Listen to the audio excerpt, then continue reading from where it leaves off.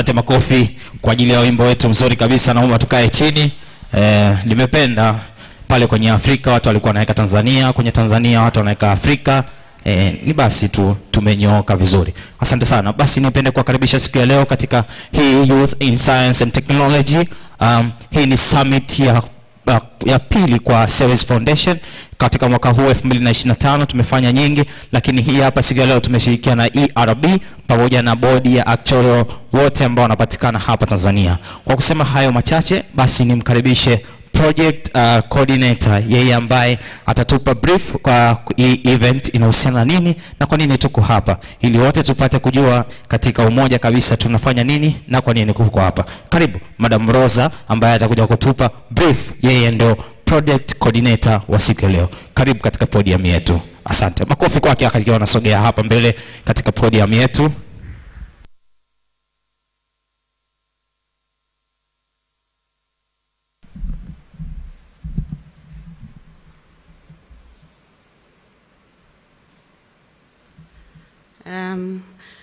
Mheshimiwa mgeni rasmi, msajili wa bodi ya wahandisi ERB, msajili wa bodi ya usajili wa wabunifu wa majengo wa makadirio AQRB, wadau wa sayansi na teknolojia, wawakilishi kutoka taasisi mbalimbali za serikali, taasisi zisizo za serikali, na viongozi wa vijana na ndugu washiriki, mabibi na mabwana, habari za asubuhi. Kwa niaba ya waandaaji wa Youth in Science and Technology Summit ya 2025, napenda kuchukua nafasi hii kuwakaribisha kwa moyo mkunjufu katika kongamano hili muhimu. Kongamano hili linaanza leo tarehe 2 Juni mpaka tarehe 4 Juni 2025 hapa katika ukumbi wa PSSF Convention Complex Samjoma Road. Kongamano hili limeandaliwa kwa lengo la kuwaunganisha vijana kutoka sekta ya sayansi na teknolojia ili kujadili, kubuni, kushirikiana katika masuala ya sayansi na teknolojia, uvumbuzi wa maendeleo endelevu. Katika hizi siku tatu tutashuhudia mjadala yenye tija, mawasilisho ya ubunifu wa vijana pamoja na fursa mbalimbali za ushiriki katika vijana wadau wa maendeleo. Kauli mbiu yetu kwa lugha ya kigeni ni Innovate Elevate. Inaangaza nafasi ya vijana kama nguzo ya mabadiliko chanya katika letu la bara zima la Afrika. Napenda kuhamasisha washiriki wote kutumia vyema fursa hii kwa kujifunza, kuunganishwa na wataalamu na kubuni mawazo mapya yatakayochangia ustawi wa ujamii kupitia sayansi na teknolojia. Mabibi na mabwana, nawatakia ushiriki mwema katika Youth in Science and Technology Summit. Karibuni sana. Asante sana Madam Rose kwa presentation fupi na nzuri.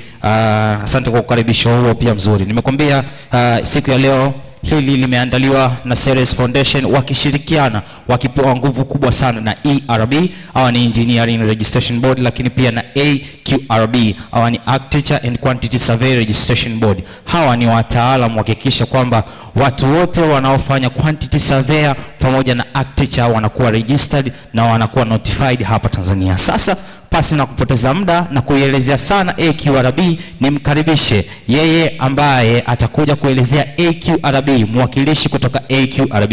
Karibu sana, na atajitambulisha yeye ni nani na AQRB wanafanya nini. Makofi kwake anapokusogea katika podium zetu hapa.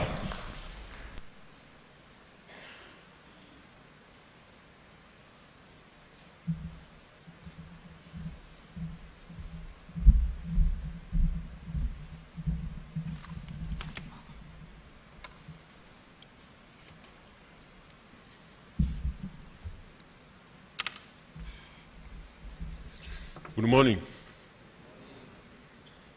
My name is Bundara Mashaka Robert. I'm a quantity surveyor by profession.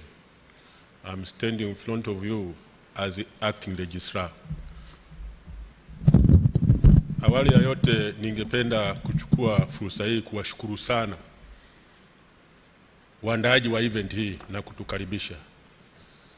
Sisi tulipata taarifa, of course it was late, lakini being kwamba ni wadau katika sekta ya sayansi na teknolojia, tukasema event hii ni muhimu sana, na kwa maana hiyo ndio maana unamwona MC anasema we are the main sponsors.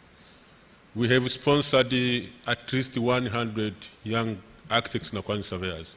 Ningependa labda mnyoshe mkono architects na quantity surveyors ambao mko hapa. Kwa maana MC hapa kuna wadau wengi wa architecture na quantity surveyor. We are architects and the quantity surveyor registration board.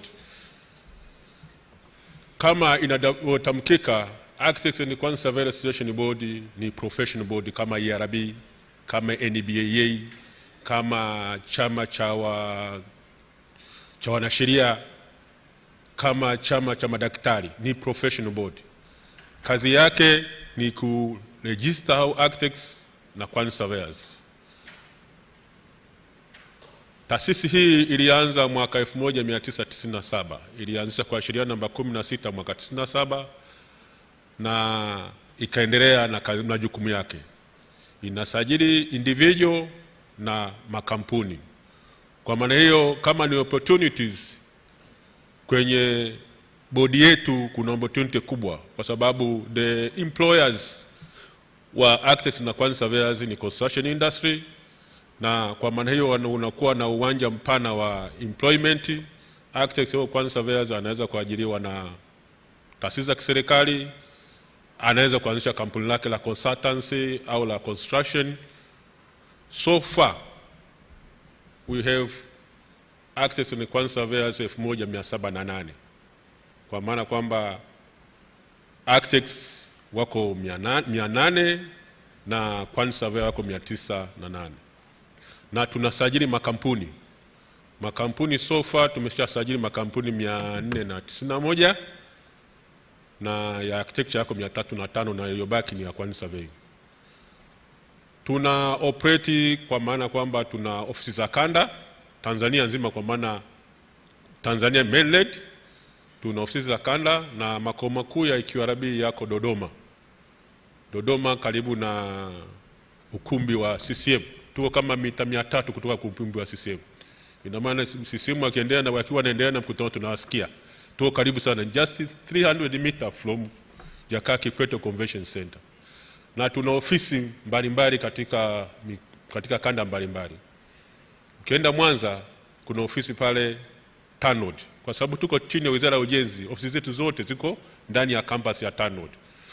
Ukienda Mbeya ziko, ukienda Dodoma kipo, ukienda Arusha kuna ofisi zetu, na hapa Dar es Salaam tuna ofisi katika mtaa wa Pamba karibu na Imaraseko supermarket. So far plani yetu ni kwamba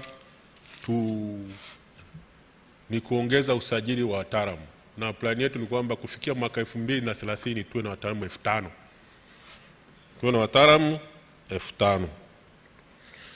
Opportunity ambayo naweza kusema kama AQRB kwa vijana, young architects, quantity surveyors na engineer, ni kwamba for now tunasajili wataalamu kama project managers.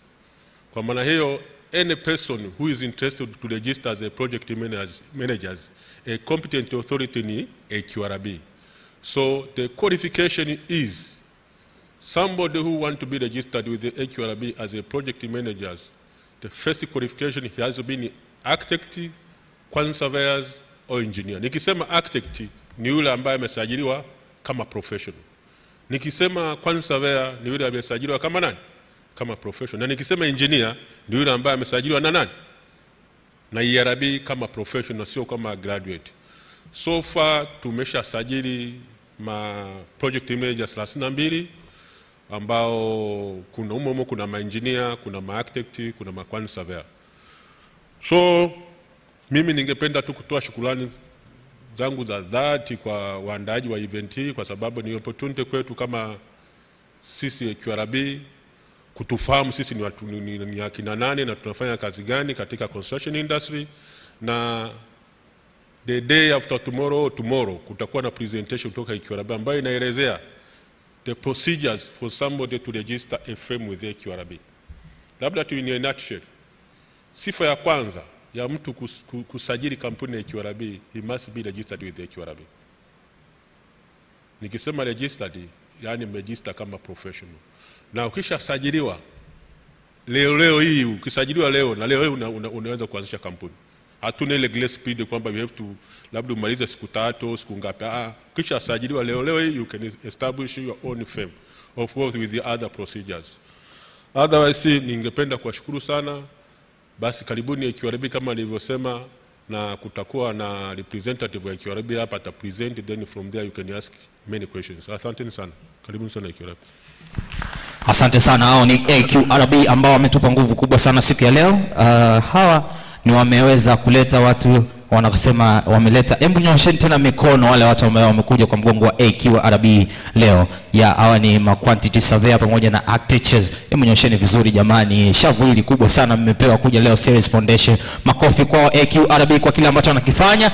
Mimi nilikuwa sifahamu, sijui kama ni wewe. Mimi nilikuwa sifahamu kwamba hawa wana register ma project managers, na leo nimejifunza hiyo. Basi nitaanza safari ya kutafuta huo project manager. Makofi tena kwao. Sasa tumeshavaa koti la kwanza la AQRB, tunakwenda kuvaa koti la pili la ERB. Hawa ni Engineering Registration Board, na atakayekuja hapa kutuambia zaidi kuhusu ERB ni Engineer Bernard Kavishe, ambaye ndo msajili wa ERB, yani Engineering Registration Board. Huyu sasa ndo msajili mwenyewe. Makofi kwake anapokuja katika podium yetu. Register Engineer Bernard Kavishe. Asante sana. Makofi jamani. Huyu ni mtu mzito sana. Yeye ndo amehakikisha swala hili la siku ya leo limekwenda vizuri, pamoja na AQRB pamoja na Ceres Foundation. Wametupa shavu kubwa sana, na sisi tuko siku ya leo hapa. Asante sana. Podium hii hapa.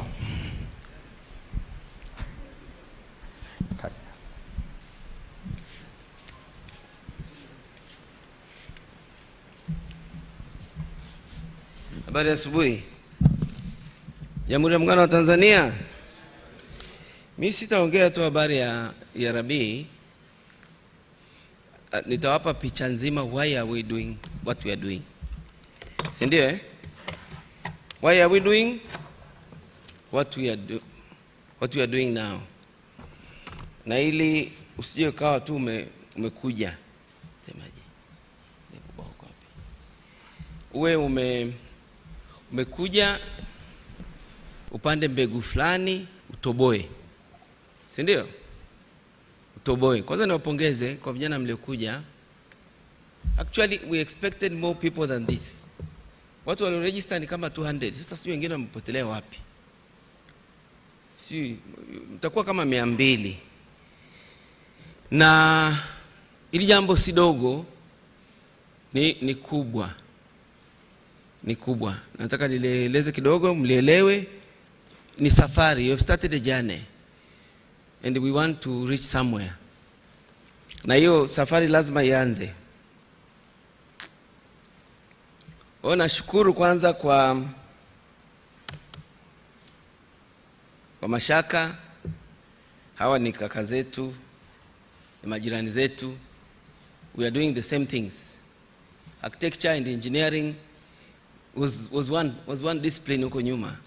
ikaja ku specialization, tukawa na architect na engineer, but tunacheza ligi moja. Nishukuru pia dada kutoka TIC. We are happy you have come.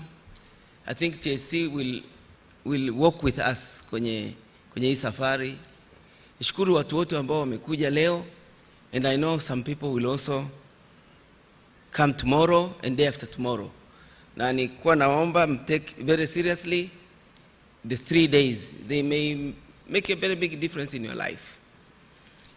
Kwa sisi kama ya Rabi tuko proud na hili jambo, na tuko proud kwamba linakuwa shirikishi, kwa sababu ukienda mwenyewe ufiki, lazima tuende kwa pamoja. Ya Rabi is like, there is also my friend from Zambia. His name is Francis Kabaso. Francis, where is Francis? Jamani, pigeni makofi. He does not speak much Swahili, so we may also speak. He will become our partner. He is accompanied by Simba. There's somebody called Simba. Natisha sana, jina lako ni Simba. Kwa hiyo, we are like AQRB. We were established since 1968 because engineering is supposed and it must be regulated. You cannot freestyle engineering, you cannot freestyle architecture. It must be regulated, because if you don't do that, you kill people. There is an element of safety in engineering. There is an element of health. You must protect health. In our doing our job, we interact with health.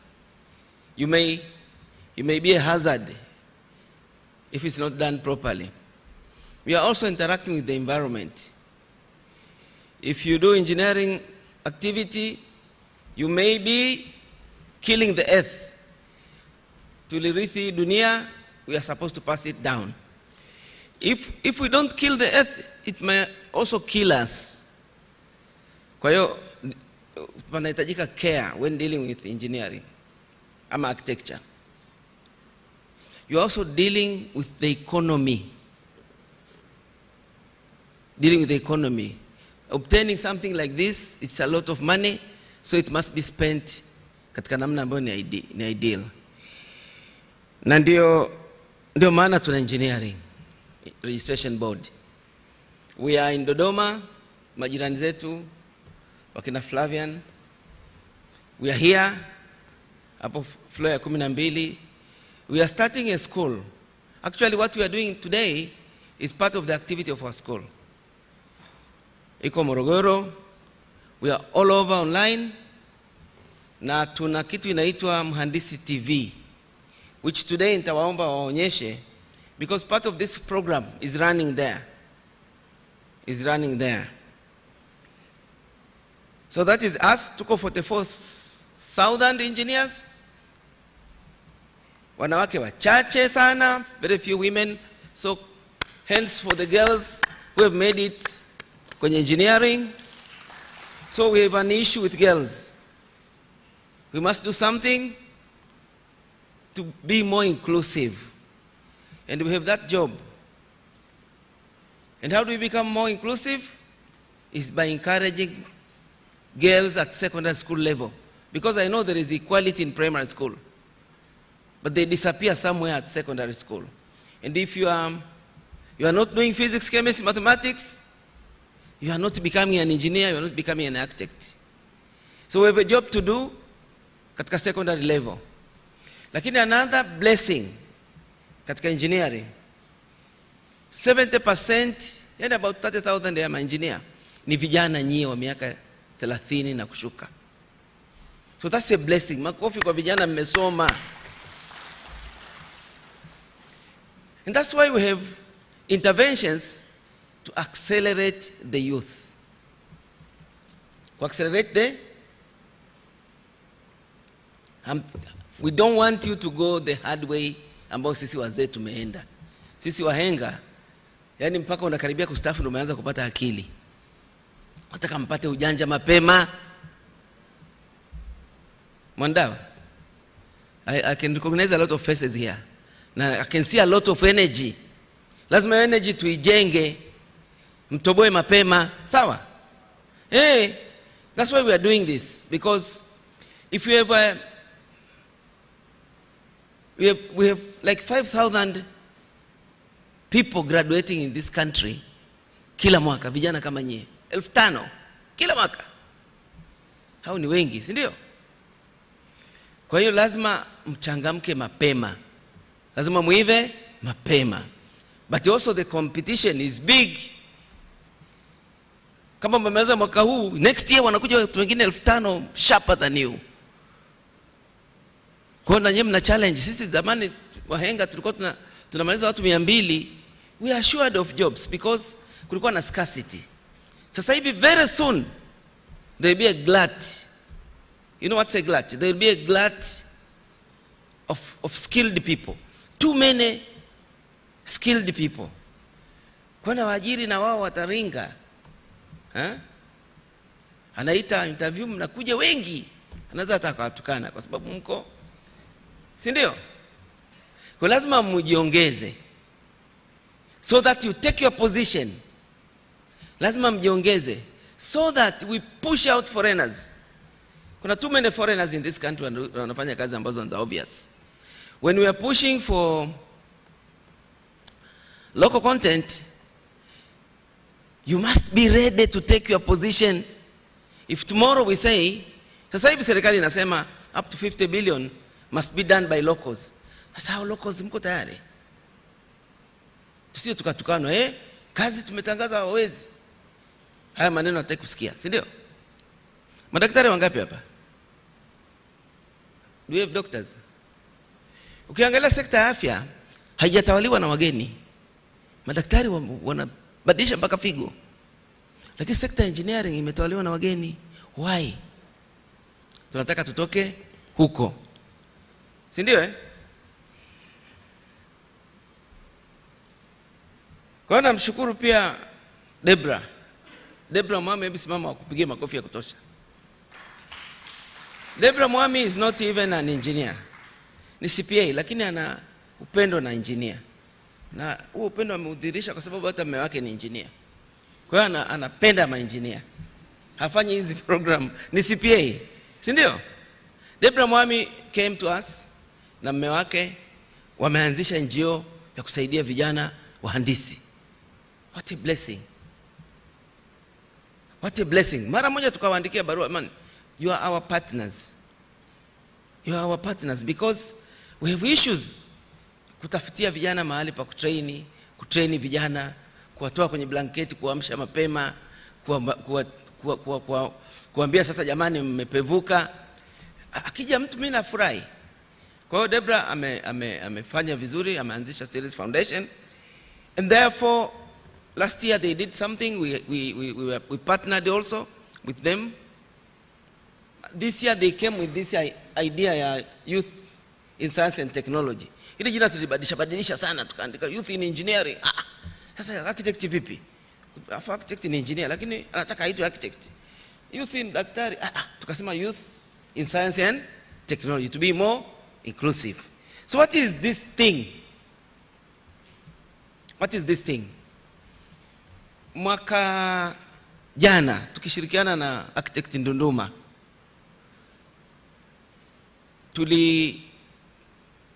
andika andiko kubwa kabisa hivi. Tulisaidiwa na Dr. Swai. Dr. Swai kwa wapi? Kuna daktari mmoja ana akili mingi sana. Watu wa Dr. Swai wako wapi? Of course they will come tomorrow. They will run this show from tomorrow. Because they came with the idea of youth summit. We were interested. Na IQRB were interested. Lakini why were we interested? Last year, like I said, tulianzisha kitu inaitwa Youth Acceleration Program. Youth ni nyie, si ndio? Acceleration manake msipite njia ya msalaba. Piteni njia ambayo ina lami. Tulio fambo, it is our generation. But your generation, tayari kuna wazee wameshafika mwisho, hata kama hawajakuwa matajiri, lakini at least they fumbled to a certain place. We know the obstacles. We know the difficulties. So do we wait for you also to go through njia ya msalaba? Kasema no. No. So Youth Acceleration Program manake ni mwende haraka. Inafanyaje kazi Youth Acceleration Program?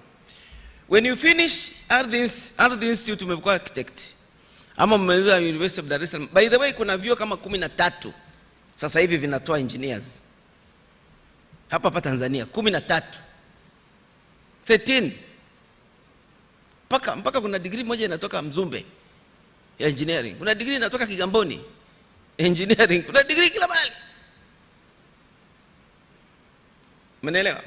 Ukitoka kwenye chuo umefundishwa dy dx, umefundishwa integration, si ndio?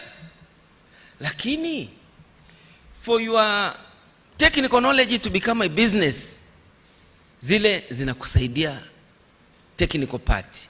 But there is another leg inaitwa soft skills. When you finish your degree, you are lacking in soft skills. Si ndio? Kupewa kazi na serikali alafu ukaifanya na kulipwa.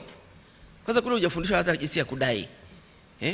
Yani kudai, yani unajua ni skill You need soft skills.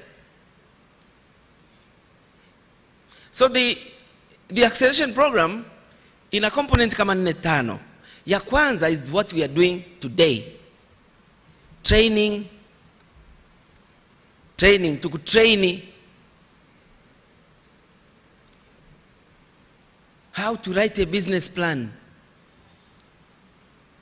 Because you don't just, you have an idea in your head. It's just not, you cannot operationalize it in your head. You must land it down on a piece of paper. Business plan. Na si neno jepesi. Business plan ni kama ramani ya nyumba. Ukitaka kujenga nyumba, you cannot wake up in the morning ukaanza kujenga. You must draw it to the end.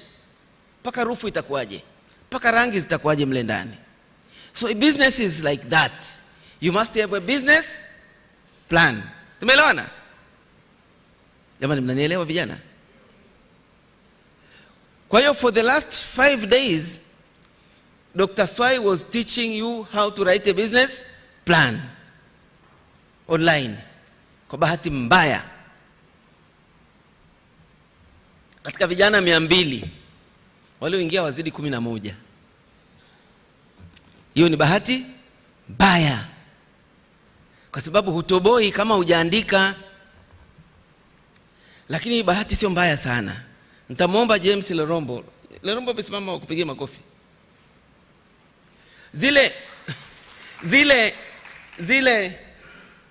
Zile mafunzo zilikuwa recorded.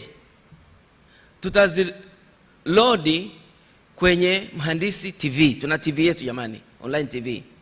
Mkasome ili kesho na kesho kutwa msiwe kama mmekalia tu hapa bure. Yaani mmekuja kama mmekuja, lazima mmekuja kujenga kitu. You may not have that business, but at least write something. Kiendelee kuiva huko kichwani. Si ndio? Kwa naomba wale ambao labda usingizi ulikuwa mzuri, hamkuweza kuhudhuria yale online training, mkazisome. Baadaye James utawaambia watazipataje kwenye kompyuta kule. Si ndio? Mkazisome ili tomorrow na day after tomorrow makes sense. Because the first thing was to train you on how to write a business plan. You have a business idea, you put it on paper. But it's not that only. We expect you guys to form maybe a consulting firm, a construction company, an architectural firm, or anything. But science and technology, ni along those lines. Once you have a business plan, siku ya leo utafundishwa generally. But once you have a business plan, the idea was some people watakuwa tayari kuregister. Kwa itakuja lecture ya watu wa BRELA, how to form a company. Si ndio? Unajua sasa utaratibu. You improve your business plan. How to comply with BRELA requirements, because business is about compliance. If you don't comply, unafeli. Unaongeza pale. Anakuja Mashaka, anakuambia ukitaka kuwa architectural firm, these are the do's and don'ts. You improve your business plan kama unataka kuwa architectural firm. Atakuja watu wengi hapa. And those who are ready, waandikisha kabisa hizo kampuni. I know so many engineers. Engineers wako ngapi hapa? Wow, good. Lakini sio wengi kama nilipotegemea. Tabitu wapigie simu waje Vero. Kuna watu wanachora jengo, hana kampuni, anakwenda kwa mtu anaitwa Udile, anapigiwa muhuri. Kwa nini asipige muhuri wako? Fomu ya company, si ndio? Makanyaga. Mwingine anaitwa nani sijui. Unanyonywa. Tengeneza kampuni yako. Baada ya kutengeneza hizi kampuni, we are thinking and we are trying to associate na kampuni la wazee. Maana mwenyewe hawatakuamini, mdogo sana huyu. Huwezi kumwamini huyu, si ndio? Una associate watu, will find good companies to associate, ukakae pale chini ya Udile sasa, lakini associate sio kwamba tena anakukuza, unafika mahali unaaminika, unaenda kivyako. So that is hiyo ndo ramani ya tunachotaka. Tunataka to encourage mwe business people na mwe structured thinking. Yani msio watu poa, yani watu kawaida. Mnakuwa vijana kweli, baba zenu wameuza ng'ombe wakakusomesha, hasikitiki tena yule ng'ombe kwa sababu anaona matokeo. Sasa anaanza kusema niliuza ng'ombe kwa ajili ya huyu, si bora ningechinja yule ng'ombe ningekunywa mchuzi, si ndio? Ningepata supu. Mna uwezo kwa sababu nyinyi mmefanya UI ngapi? Mmepiga mayui yale, mmefaulu form 6, mkafaulu form 4. Akili mnazo. Lakini sasa anza kujitambua. Tumeelewana Kwa hiyo leo hizi siku 4 ni hybrid. Tunasaidiana na Series Foundation, alafu kuna AQRB na ERB. Ni events mbili zinazofanana, zinazolandana, kwamba most of the content of what you listen today zitakuwa ni mtambuka, lakini zinakujenga, kwa sababu hizo akili, hiyo roho, huo ujanja uko kwenye huo mwili wako. Kwa hiyo atakufundisha jinsi ya kutengeneza hilo hekalu la Mungu, si ndio? Liwepo kwanza, ili tukiweka business plan kuwe na mtu. Kabla hujafika mbali kule, lazima uanze hapo kwenye hardware. Hiyo hardware lazima ichungwe vizuri, na hicho kichwa chako lazima ufikirie sawa sawa.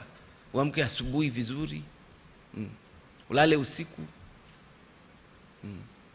halafu mchana ufanye kazi. Ukiwa kijana usipoendeshwa vizuri, vijana wanaamka usiku, halafu mchana wamesinzia. Watu waliosinzia hawezi kujenga taifa, wala hawezi kulilinda, watanyang'anywa. Ama wako mtandaoni wanapishana na majirani. Hiyo hayana maana hayo. Jenga kichwa yako hiyo, si ndio? Kwa leo mtapewa mambo mengi, nimeona ratiba nzuri, incubator project, so many good things. Panel discussions, kuna wababa wameacha kazi zao, wamekuja hapa kuwapa madini. Ni watu wazuri, wataenda mbinguni, wapigeni makofi. Wamekuja kuwapa madini, wanajua kuwapa ramani ya vita, wanajua kuwapa kule walikofanikiwa na kule ambako walipata tabu, ambao hataki upate tabu ile wewe. So Hii ni ratiba ya leo. Ratiba ya kesho ilivyoandikwa, lakini naweza pia ikawa modified. Inaweza ikawa modified.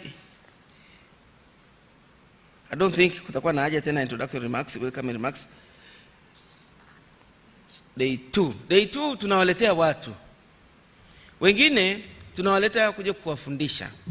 Wengine tunawaleta kuja kuipenda hii idea. Because this idea requires money. Yaani kufundisha vijana kunahitajika pesa. Hata haya maji yamenunuliwa, si ndio?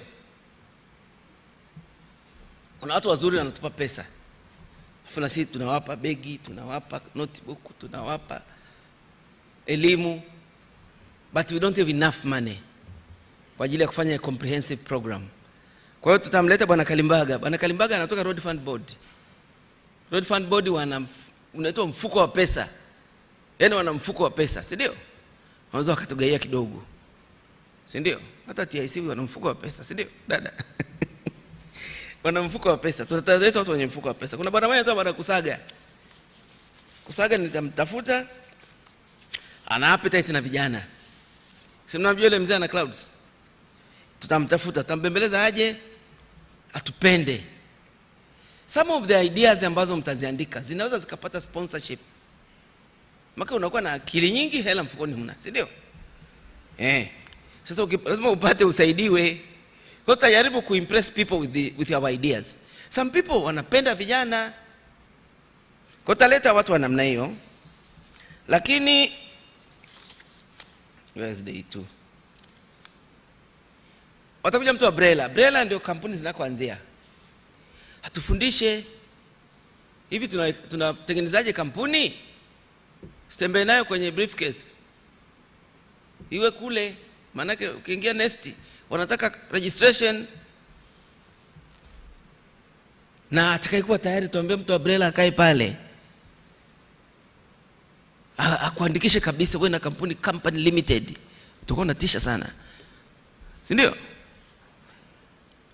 Watakuja watu wa TRA kile chuo wakufundishe, bwana kuna ya Kaisari, peni Kaisari, yaliyo yake Kaisari. Hakutishi. Atakwambia black and white na kwendaje hiyo.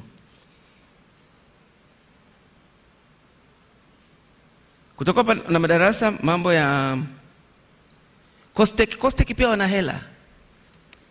Wana fuko la hela. Wanatafuta watu wenye mawazo mazuri.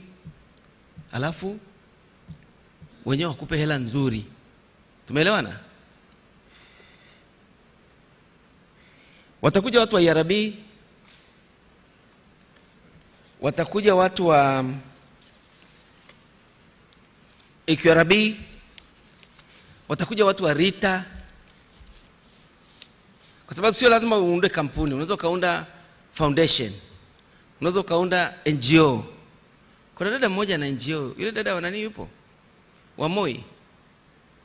Hakuja Kuna watoto wadogo kabisa wanasoma shule wana NGO tayari. Watakuja watu wa outfit mbalimbali how to start a business, because kuna different modes of creating a business. Mwasikilize hata kama huanzishi leo, lakini iwe kichwani kwamba kumbe inafanyikaga hivi.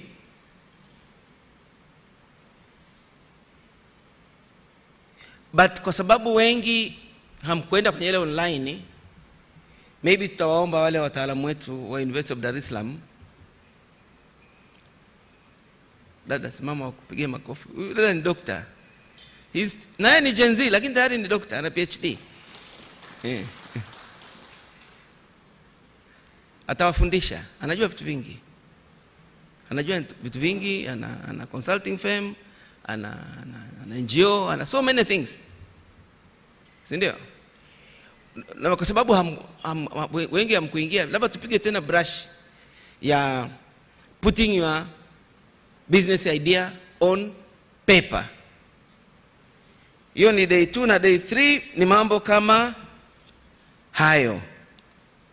But this ratiba isiwafunge sana, mwe huru kuimodify na kuimprove na kama kuna mtu amepangwa kesho kutwa anataka afanye kesho, we should be accommodative, but tuwe na 3 very intensive day. Siku ya 4 mtaenda ku interact with nature. Ni tiba. Ukimekaa kwenye mazege huku, mara ya mwisho lini umekanyaga udongo wewe? Maki ukiwa ndani umevaa kanda mbili, kutoka nje umekanyaga paving, kupiga honi, unakwepa bodaboda, unapigiwa honi, puliziwa moshi na vumbi. Nendeni mka interact na nature. It's healing. Ukaone majani, ukaone nyani, ukavute hewa ambayo haina moshi wa bodaboda, si ndio? Ni kitu kizuri. Ni kitu kizuri mka interact na nature. And we hope this won't be the end.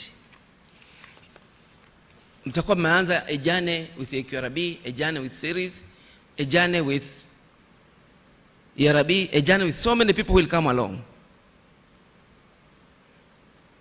We should be able to track and see how are you faring. Yale tulioyafanya na nyie yanaenda wapi? Is it going anywhere? It must go somewhere. Na kitu kizuri, if you start out a business knowledgeable na haina ujanja, haina usanii, a compliant business, they will grow. These businesses will grow. Business nyingi hazikui kwa sababu ya usanii. Hawako wazi. Mzungu hawezi kukupa kazi kama huna ofisi proper, huna mikataba proper, huna governance proper. When ukiweka vitu proper na Mungu anatia mkono wake.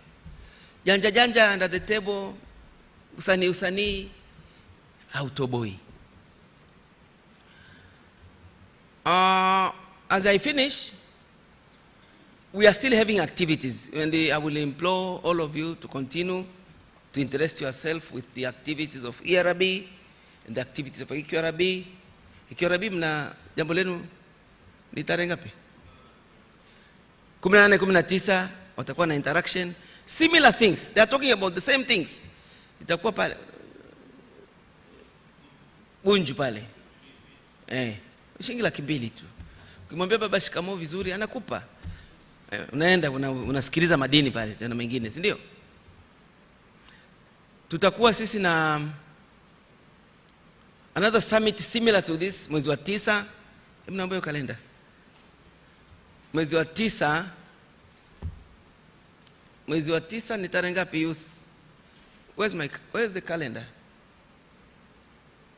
Mwezi wa 9 tutakuwa na hapa tutafanyia hapa. Tutakuwa na another summit ya youth. Maybe hoping by then we have more supporters, we have more sponsors. We are talking to more people about you and about girls. Kwa ajili ya kudili na gap zetu mbili. Gap zetu mbili ni youth na kina mama.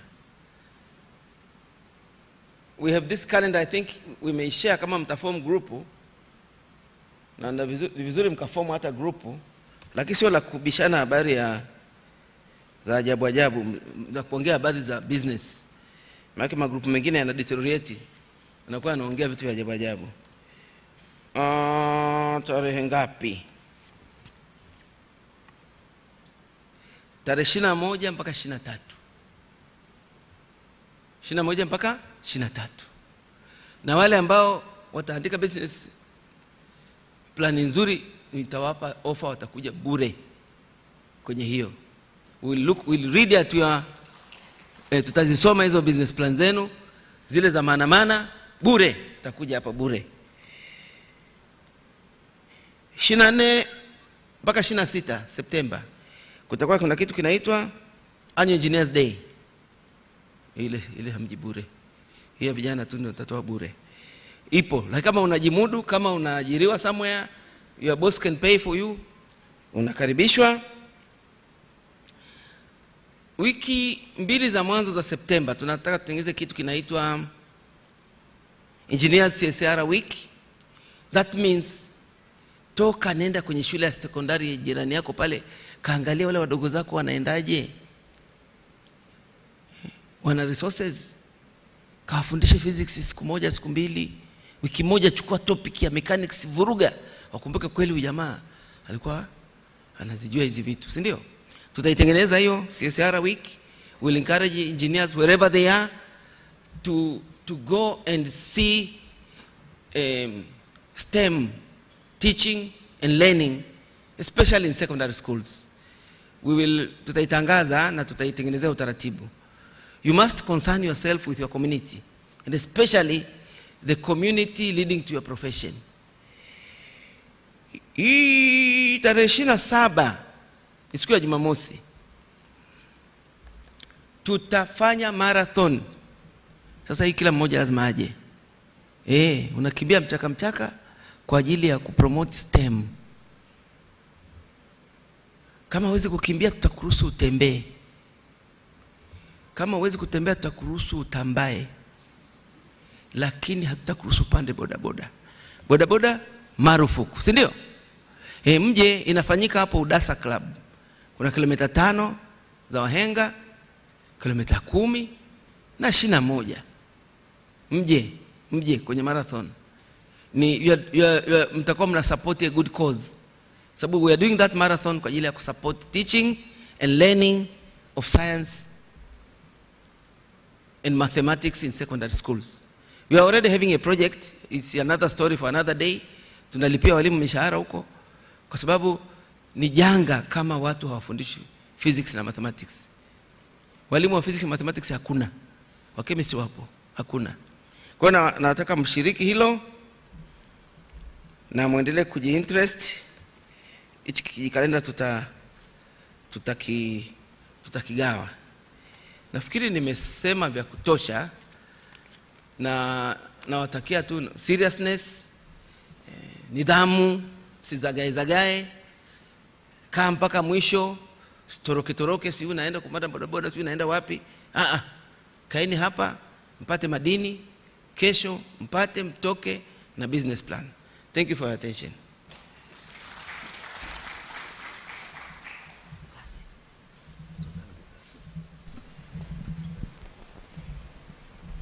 Asante sana, makofi mengi kwa Registrar Engineer Bernard Kavishe.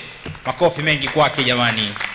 Amelisema mengi na machache tu mimi nitasema kukazia kwamba kesho kutwa baada ya hapa tutakuwa na kwenda kule kwenye misitu ya Pande kwa shilingi 100,000 ukilipia hapo. Ukiongea ukimsalimia baba shikamoo vizuri, utafika kule Pande, tutakwenda kuenjoy katika ule msitu na kukutana na nature, kuenjoy pamoja na mazingira. Hii imepewa nguvu na ERB pamoja na QAQRB, hawa ambao wametupa nguvu kubwa sana siku ya leo. Basi kwa kusema hayo machache na kwa kukumbuka yale mengi ambayo wamesema, tumesema hizo timetable tutazishare kama alivyosema, lakini wale ambao watafundishwa kesho kuandika proposal nzuri, business plan nzuri, basi uziandike ili upate uwanja wa kwenda kwenye hiyo sehemu ya bure kabisa. Lakini ile siku ya maengineer hapo kidogo utatuvumilia, utabidi ulipe. Amesema hapa mzee, amesema utabidi ulipe na tutakuwa pale kwa sababu inafanyikaga Mlimani City. Sijajua kwa sasa hivi tutafanya wapi, lakini tutakuwa hapo tukifanya yaliyokuwa mazuri zaidi. Sipo peke yangu, event manager wa siku ya leo mimi ni Engineer Joseph Mrema. Nipo na Engineer Upendo Haole. Huyo ndo ambaye tunaenda naye sambamba kabisa kuhakikisha kwamba siku ya leo iko sawa kabisa. Basi bila kupoteza muda, Engineer Upendo Haule tumkaribishe. Yeye ambaye ametuweka hapa na kutuheshimisha siku ya leo kupitia Ceres Foundation. Si mwingine ni CPA. Nisipolitaja CPA nitakuwa nimemkosea heshima. CPA Deborah Wami. Naomba utaje CV yake akiwa anasogea katika podium hapa. Asante sana. CPA Deborah Wami, kama inavyotamkwa CPA ni mambo ya mahesabu ya pesa. Lakini passion yake kama ilivyotamkwa hapo awali ni kwenye uhandisi na hasa vijana. Ndio maana alianzisha Ceres Foundation kwa ajili ya kuhakikisha ni kwa namna gani anawezesha vijana kusonga mbele. Naomba tumpigie tena makofi dada Deborah Wami CPA. Asante sana. Habarini za asubuhi. Nimefurahi kuwaona. Naomba niweze kwenda moja kwa moja katika hotuba fupi ambayo tumeweza kuiandaa kwa siku hii ya leo. Mheshimiwa mgeni rasmi, mwakilishi wa mkurugenzi mtendaji wa Kituo cha Uwekezaji Tanzania TIC, msajili wa bodi ya wahandisi Tanzania ERB, msajili wa bodi ya usajili wa bunifu na majengo wakadiriaji AQRB ambaye mwakilishi yuko mahali hapa, wajumbe wa bodi wa Ceres Foundation, waasisi wa Ceres Foundation, wawakilishi wa taasisi za serikali ambao mko hapa, NGOs pamoja na sekta binafsi, wadau wa maendeleo ambao mko mahali hapa, viongozi wa vijana, wageni waalikwa, vijana wote ambao mko katika sayansi na teknolojia, mabibi na mabwana, habarini tena za asubuhi. Ceres Foundation tunasema innovate, elevate. Kwa furaha kubwa na shukrani, namshukuru sana Mwenyezi Mungu kwa kuweza kutuweka wazima na wenye afya mpaka tumefikia siku hii ya leo, si kwa akili zetu wala kwa uwezo wetu, lakini ni kwa kudra zake Mwenyezi Mungu. Na katika siku hii kubwa leo ambayo ni siku ya kihistoria kwa Ceres Foundation, tumeweza kufanya kongamano hili la kwanza la vijana kwa jina la Youth in Science and Technology Summit la mwaka 2025 au kwa kifupi YST Summit 2025, na kauli mbiu yetu kama mnavyoona imeenda kwa majina ya Innovate, Elevate. Na pia kwa huu mwaka mmoja, kwa sababu Ceres Foundation imeanzishwa mwezi wa 5 mwaka 2024, tunaenda kudhihirisha yale ambayo tumeweza kuyafanya kwa vitendo. Mheshimiwa mgeni rasmi pamoja na wageni waalikwa, kama nilivyoongea hapo awali, mnamo Mei 2024 Ceres Foundation iliweza kuanzishwa na tunatambulika kisheria, kwa maana kwamba compliance kwa upande wa serikali tuko vizuri kabisa, na lengo kubwa la kuanzisha taasisi hii ni kuweza kusaidia vijana ambao wapo katika fani ya science and technology, na ndio maana tukaenda kugonga hodi kwa msajili wa wahandisi na kuweza kumweleza kile ambacho sisi tumeweza kukianzisha, na hasa vijana hawa ambao wako nchini Tanzania. Na katika takwimu fupi tu kwa kipindi ambacho tumeweza kukaa kwa muda wa huu mwaka mmoja, tumeweza kuwafikia zaidi ya vijana 135 ambao waliweza kupata mafunzo kwa vitendo, na baadhi wengine wako hapa ambao tulikuwa nao na ambao wameweza kuingia katika programu zetu mbalimbali. Tumeweza pia kukuza miradi ya vijana, na sisi kama Ceres Foundation tunafanya kazi katika remote, so lazima ukutane na kijana physically kule alipo, tunafanya naye kazi. Ndio maana tunasema science na teknolojia. Sasa hivi dunia imebadilika, mtu anaweza akatoa support kutoka nje ya nchi huko Tanzania na mambo yakaweza kwenda. Na katika kipindi hiki pia tumeweza kuandaa vijana katika mafunzo ya uongozi na ujasiriamali ambayo tuliweza kufanya executive training, na vijana waliweza kuhudhuria kwa wale ambao waliweza kupata hiyo nafasi. Siku ya leo tumefika mahali hapa kwa mambo makuu matatu. Kwanza kabisa, kuweza kuitambua YST Summit ambayo itakuwa ikiendelea kufanyika katika kila mwaka. Ili ni jukwaa la vijana ambao wao katika fani ya science na teknolojia ambao wana miradi yao, na miradi hii wengi huwa wanatumika katika kufanya maonyesho aina mbalimbali kwa sababu wanatambulika na vile vyuo walivyovimaliza, lakini baada hapo vijana sasa hawajui waende wapi. Kwa hiyo lengo hilo ni kuweza kutambua ili jukwaa litakalo waleta vijana katika sehemu moja na kuweza kuona miradi yao iko halisia na waweze kufikia zile ndoto ambazo yeye alikuwa anatamani. Na hilo ndo hasa lengo la kuanzisha Ceres Foundation. Pia kuweza uzinduzi rasmi wa bodi yetu ya wakurugenzi ambayo itaanza kazi rasmi kwa mjibu wa mpango mkakati wetu, ambao na wenyewe pia leo mheshimiwa mgeni rasmi utaenda kuuzindua pamoja na hiyo bodi. Na jambo lingine kutukanisha leo kuweza kuzindua mradi wa kijana mmoja ambaye tulikuwa naye, na huu mradi unaitwa Smart Incubator, na sasa hivi mradi uko tayari kuingia sokoni na ameshaanza kupata wateja. Na hata baada ya hapa, baada ya uzinduzi, nitaomba muweze kutoa oda aweze kuwatengenezea hii Smart Incubator na aweze kuwaletea. Tuweze kuondokana na ufugaji wa kuku ule wa kienyeji, tuweze kuwa na ufugaji wa kisasa zaidi. Tuweze kuondokana na kwenda kununua vifaranga kama Interchick uweze kuzalisha vifaranga vyako wewe mwenyewe. Na kupitia huo mradi siku hii ya leo ambao tunaenda kuzindua na unafanya kazi, ina maana kwamba hata kwa kijana ambaye hauna ajira, unaweza ukainunua hii mashine na ukaanza kuuza vifaranga vya kuku katika jamii ile inayokuzunguka. Kwa hiyo tayari wewe umeshaanza kupata ajira kupitia kijana wetu ambaye leo tunaenda kuzindua. Kifupi niseme tu ya kwamba tumeweza kufanya vitu, labda documentary fupi inawezekana ikawa imeshapita, lakini labda tuweze kuirudia tena, japo niweze kusema tu in summary, watu wa media mnaweza mkanisaidia vitu ambavyo tumeweza kuvifanya. Sisi kama taasisi tuna objective ya kuweza kusaidia watoto wachanga wenye umri wa miezi 0 mpaka 3. Kwa hiyo tunaenda kutoa charity hospitali ya Amana. Tunadhamini pia miradi ya ndoto za vijana kama mnavyoona. Haya ni matembezi ya hisani ambayo tulifanya pamoja na hospitali ya Temeke kwa ajili ya wakina mama, na mtaona hata pale nje kuna kitu cha kuzungumza.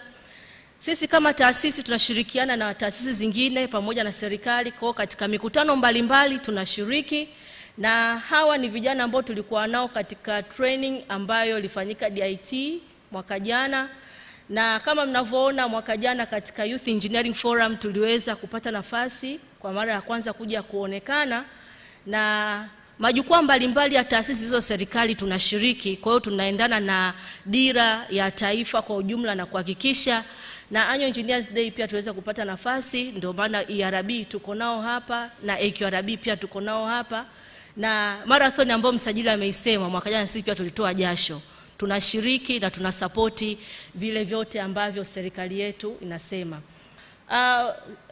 Sio wiki, katika wiki ya Zaki ambayo ilifanyika kukutana na wadau mbalimbali, kwa hiyo tuko nao pia, na hii ni moja hapo katika masuala yetu ya viongozi. Huu ni msajili wa NGOs wa Halmashauri ya Ilala ambaye pia katika taasisi yetu tunashirikiana naye kwa ukaribu, na haya kopo ni mafunzo ambayo nimeweza kuyazungumza katika masuala ya uongozi ambao tuliweza kuyafanya kwa vijana. Kwa hiyo in summary, kwa muda wa mwaka mmoja haya ndio ambao tumeweza kuyafanya katika taasisi. Kama mnavyoona tunashirikiana na wadau wana mbalimbali na kuweza kutekeleza kile ambacho serikali inahitaji, hasa kwa upande wa vijana na kwa upande wa taasisi ambazo sio za kiserikali.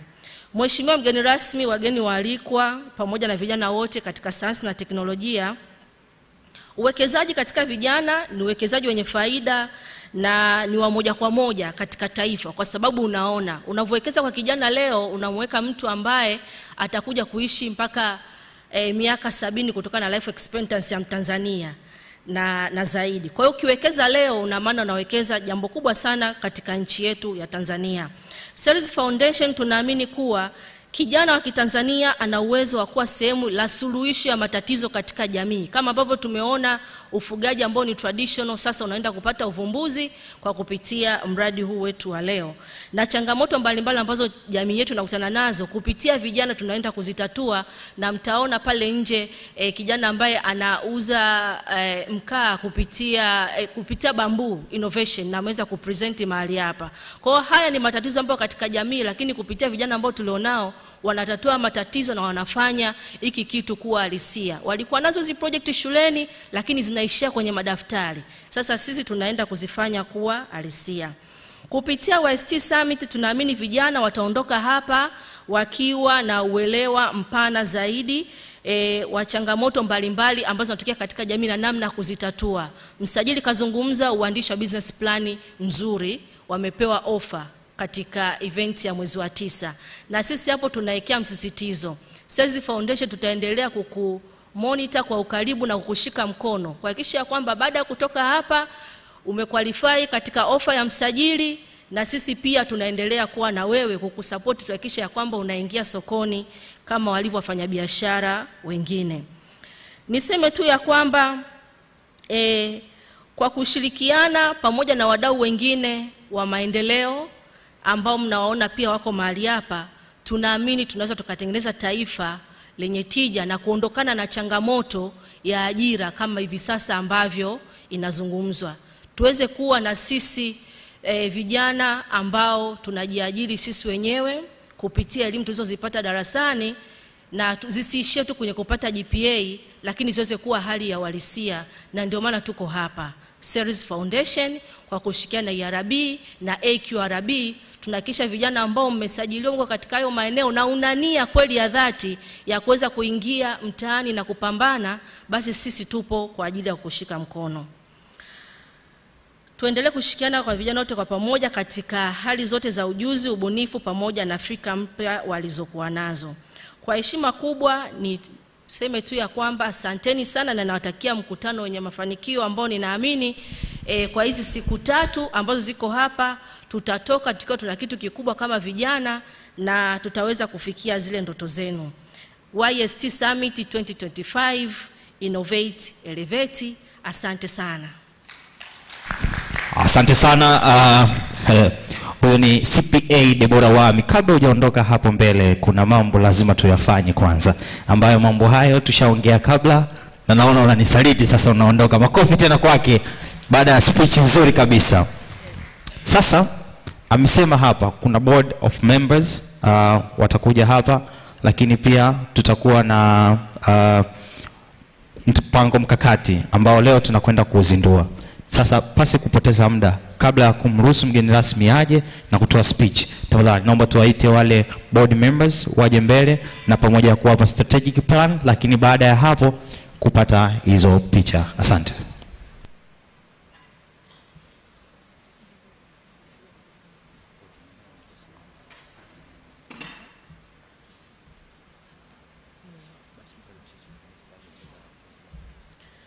Asante sana.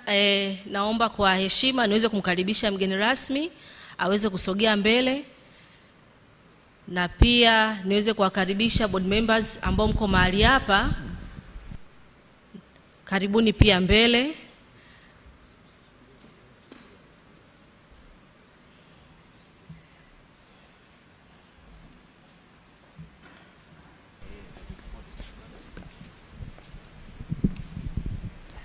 Asante. Naomba mgeni rasmi anaupanda mbele tupige makofi tafadhali kwa mgeni rasmi. Najua hajajitambulisha, lakini tunabidi kwanza tufanye hii shughuli. Board members pia naomba tusogee mbele hapa. Tusogee hapo mbele kwenye stage. Tusogee kwenye stage kabisa. Tusogea kwenye stage.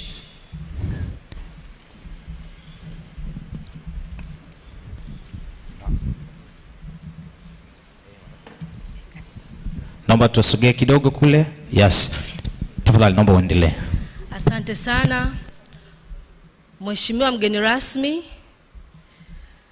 mbele yako ni wajumbe wa bodi ya wakurugenzi ambao hawajatimia kwa idadi kutokana na sababu moja ama nyingine, na wapo katika majukumu mengine ya kitaifa, na leo bodi hii inazinduliwa rasmi, na mkononi kama unavyoona tumewakabidhi nakala ya mpango mkakati wa taasisi yetu ya Ceres Foundation kama kitendea kazi katika ufanyaji wao wa kazi na kuishauri taasisi hii. Na kwa heshima mgeni rasmi, nitaomba upokee mpango mkakati huu na kuweza kuweka rasmi na kuweza basi kudeclare yale ambayo ungependa kudeclare katika bodi hii, na naomba nikukabidhi na kuweza kukata utepe katika mpango mkakati huu. Karibu sana. Asante. Makofi mengi kwa ajili ya strategic plan ya wanaokabidhiwa board members. Makofi kwao jamani. Makofi jamani. Hii ni jambo ambalo limeandikwa kwa muda mrefu kidogo. Naam, mgeni rasmi anapokwenda kukata utepe akiwa akishirikiana na board members, tafadhali naomba CPA pia uwepo hapo tupate picha nzuri kabisa.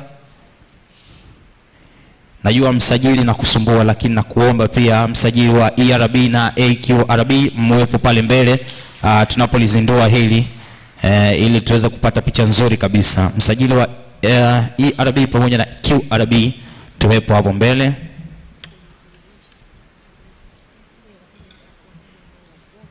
Baadaye waandishi wa habari tutapata photo, group photo, lakini hii naomba iwe ya maana sana kwa sababu ina hizi strategic plan zetu. Asante. Karibu mgeni rasmi. Asante. YST safi. Mbona mmepooza jamani? YST safi.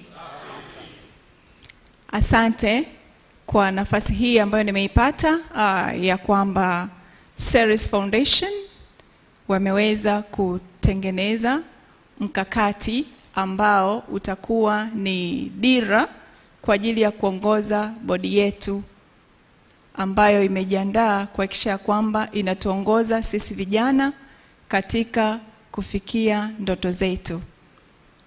Ninaamini ya kwamba kupitia mkakati huu na yale yaliyoandikwa ndani yataenda kutekelezwa kuhakikisha ya kwamba vijana wetu wanatoka point zero to hero, okay?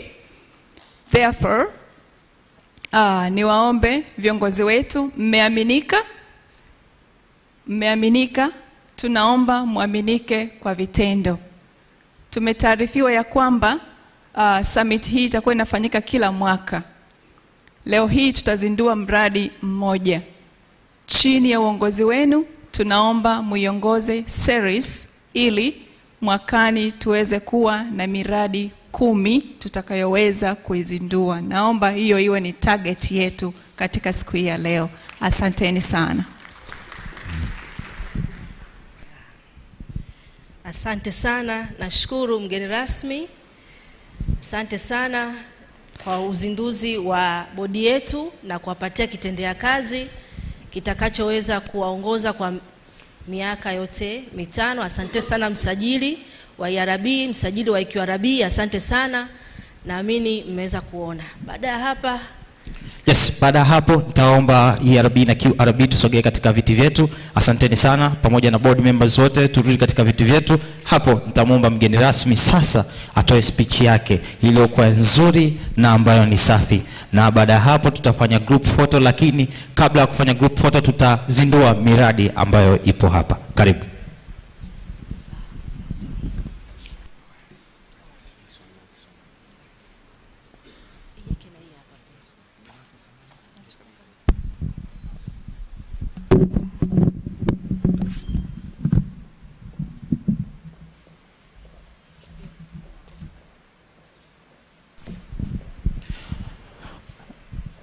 Naendelea kuwakaribisha katika hii ni Youth in Science and Technology. Pale chief guest anaposogea mbele, makofi tafadhali, tuendelee kupiga makofi anaposogea mbele na kuja kutupa ujumbe ambao anatupa kutoka pale ambapo ametoka. Karibu.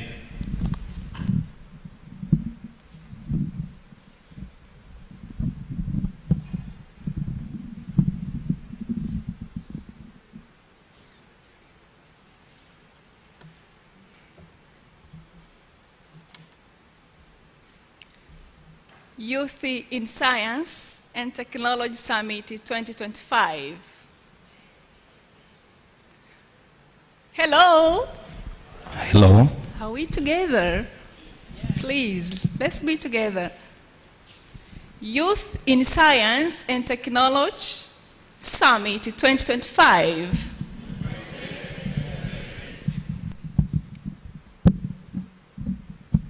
YST Summit 2025. Thank you. Ndugu washiriki wote ambao mmejumuika kwenye mkutano huu muhimu, naomba niseme ya kwamba protocol observed. Naitwa Latifa Abdalla Kigoda, ni manager wa kitengo cha kutatua changamoto za uwekezaji au aftercare unit kutoka Kituo cha Uwekezaji Tanzania TIC. Na leo hii niko pamoja nanyi kwa niaba ya mkurugenzi mtendaji wa Kituo cha Uwekezaji Tanzania Bwana Gilad Terry, ambaye mlikuwa mmemwalika aweze kuwa mgeni rasmi. Assalamu alaikum. Bwana Yesu asifiwe. Tumsifu Yesu Kristo. Habari za asubuhi. Awali ya yote, napenda kumshukuru Mwenyezi Mungu mwingi wa rehema kwa kutuwezesha kukutana hapa leo tukiwa na afya njema. Kwa niaba ya mkurugenzi mtendaji wa Kituo cha Uwekezaji Tanzania, Bwana Gilead Terry, kwanza anawasalimu na kuwatakieni mkutano mwema. Angeweza kushiriki nanyi, lakini kutokana na majukumu mbalimbali ambayo yameingiliana, kwa niaba yake nipo hapa nanyi. Lakini anafahamu ya kwamba leo ni uzinduzi wa mkutano wa Youth in Science and Technology Summit 2025. Na hivyo, tukio hili ni kwa ajili ya wabunifu wa maendeleo katika sayansi na teknolojia.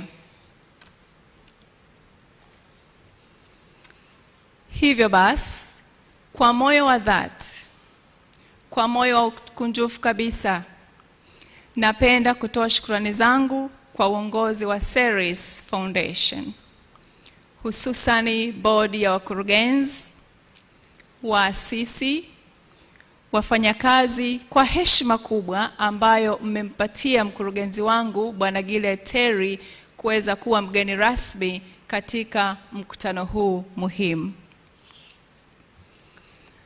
Ndugu washiriki na ndugu waalikwa, nafahamu kazi kubwa ambayo Ceres wanaifanya, hususan kuwawezesha vijana katika fani za uhandisi, sayansi na teknolojia. Kwa muda ambao Ceres imeanza kufanya kazi, kama tulivyosikia mwaka jana, Mei 2024, imeonesha mfano mzuri wa taasisi inayosimamia maendeleo ya vijana kwa vitendo. Katika kipindi cha mwaka mmoja tu, imewezesha zaidi ya vijana 125 kugundua na kukuza vipaji vyao, sambamba na kuwaunganisha na fursa mbalimbali za mafunzo, miradi ya ubunifu na hata misaada ya kifedha kwa ajili ya kuendeleza mawazo yao ya kijasiriamali. Leo tunashuhudia matunda ya kazi hii, na kwa kweli wanastahili pongezi kwa juhudi hizi wanazozifanya. Tunawaomba jitihada hizo ziendelee kwa kiwango kikubwa, kwa kuwa serikali ya awamu ya 6 chini ya Rais Dr. Samia Suluhu Hassan imeweka mazingira mazuri na wezeshi katika tasnia ya science and technology. Ni katika muktadha huo, serikali inahimiza kutumia teknolojia kama nyenzo ya maendeleo kwa vijana, kuongeza uwezeshwaji wa wananchi kiuchumi na maendeleo ya sayansi. Hivyo, vijana mnapaswa kuchangamkia fursa hiyo ya kujiajiri na kutumia teknolojia kama nyenzo ya maendeleo. Ndugu waalikwa na washiriki, kwa msingi huo, Kituo cha Uwekezaji Tanzania kitaendelea kushirikiana na Ceres Foundation kuhakikisha vijana wanapata taarifa na msaada wa kiuwekezaji katika kutimiza ndoto zao. TIC, Kituo cha Uwekezaji Tanzania, ni taasisi ya serikali inayofanya kazi chini ya Ofisi ya Rais, Wizara ya Mipango na Uwekezaji. TIC ina jukumu la kuwasaidia wawekezaji wazawa na wageni. TIC pia ina jukumu la kuweza kuainisha miradi ya uwekezaji kwenye sekta mbalimbali za kiuchumi, pamoja na kutoa vivutio vya uwekezaji kwa wawekezaji wote wazawa na wageni. Lakini miradi ambayo inanufaika na vivutio hivi vya uwekezaji ni ile tu ambayo imesajiliwa TIC iwapo inamilikiwa na wazawa, na thamani ya huo mradi huwa ni kuanzia milioni 100 kwenda juu. na iwapo ni mradi utakaomilikiwa na wageni au ubia, thamani ya huo mradi inatakiwa ni kuanzia bilioni 1 kwenda juu. Lakini kiwango hichi cha fedha tunachokitamka kinatakiwa kionyeshwe kwenye business plan ya kwamba kitafikiwa ndani ya miaka 3. Nimesema ni thamani ya mradi kwa maana ya kwamba gharama za ardhi, majengo, mitambo, mashine na kadhalika. Ndugu washiriki na waalikwa, vile vile TIC kwa kushirikiana na wadau muhimu ina jukumu la kuweza kutoa elimu ya fedha na uwekezaji kwa vijana ili kuwajengea tabia ya kuweza kuweka akiba ambayo inatumika kama mtaji kwa ajili ya kuja kuwa future businessmen as well as investors. Na kwa muktadha huo, TIC pia tuna jukumu la kuweza kuwaunganisha Watanzania wenye miradi ambayo inatekelezeka pamoja na wawekezaji wa kigeni, lengo likiwa ni kuanzisha miradi ya ubia. Na kwa kufanya hivyo, vijana mna nafasi ya kubuni miradi ya uwekezaji katika sekta mbalimbali kwa lengo la kutatua changamoto za maendeleo na kisha kuziwasilisha TIC, Kituo cha Uwekezaji Tanzania, ili tuweze kuwasaidia kuwatafutia wabia. Ndugu washiriki na waalikwa, kwa msingi huo naomba mniruhusu niweze kutaja sekta za uwekezaji. Sekta hizo ni pamoja na viwanda, kilimo, ufugaji, tehama, afya, nishati, teknolojia, ujenzi, miundombinu na kongani za uwekezaji au industrial parks. Kwa msingi huo na kwa msingi wa mkutano wetu leo, sekta ya sayansi na teknolojia kiuhalisia ni chachu au ni wezeshi ya kila sekta ambazo nimeweza kuzitaja. Na kwa sababu hiyo, vijana wetu ambao mmebobea kwenye masuala ya sayansi na teknolojia, mna wigo mkubwa wa kuweza kubuni miradi kutoka kwenye hizo sekta ambazo nimezitaja hapo awali, kwa lengo la kujiletea maendeleo binafsi, lakini pia na taifa kwa ujumla. Na kwa kuzingatia mkutano wetu wa leo katika sekta ya sayansi na teknolojia, yafuatayo ni baadhi ya maeneo ambayo vijana mnaweza kuandaa miradi kwa ajili ya kuweza kuitekeleza. Eneo la kwanza tunasema ni technology and innovation. Vijana mnaaswa au mnashauriwa kuwekeza kwenye startups, software development, mobile apps, e-commerce platforms, digital platforms, na kwa lengo la kuweza kutatua local as well as global challenges. Eneo lingine ni education and skill education. Mmesikia viongozi wetu waliotangulia kuzungumza hapa awali, wamezungumza kwamba wataalamu elekezi au consultants wanahitajika. Watu binafsi na serikali pia inatekeleza miradi mbalimbali, na ikiwa katika stage tofauti tofauti. Kuna ile mikubwa, ya kati na midogo, lakini kwa ile mikubwa inahitaji utaalamu elekezi. Kwa hiyo vijana mnashauriwa kuweza kuanzisha miradi au kujikita katika upande wa kutoa ushauri elekezi. Eneo lingine ni content creation. Vijana mnahaswa kuweza kutafuta maeneo ambayo mnayapenda na hatimaye muweze kutengeneza content creation ambazo zitasaidia wafanyabiashara waweze kuzitumia kwa ajili ya kuhamasisha zaidi au kuendeleza biashara zao zaidi. na maeneo haya ni pamoja na kutengeneza generation of digital materials, ikiwemo website, video, social media and the so on. Na ukishazitengeneza then mnaziuza, na wale wafanyabiashara wanaweza kuzitumia kwa ajili ya kudevelop business zao. Eneo lingine ambalo vijana mnapaswa kuweza au mnashauriwa kujikita ni kwenye soko la hisa. Soko la hisa ni eneo pia ambalo vijana mnaweza kuanza nalo kwa kuwekeza kwa lengo la kuweza kujipatia mtaji. Kumbuka, hakuna biashara yoyote au uwekezaji wowote au shughuli yoyote ya kiuchumi inayoweza kutekelezeka bila kuwa na mtaji.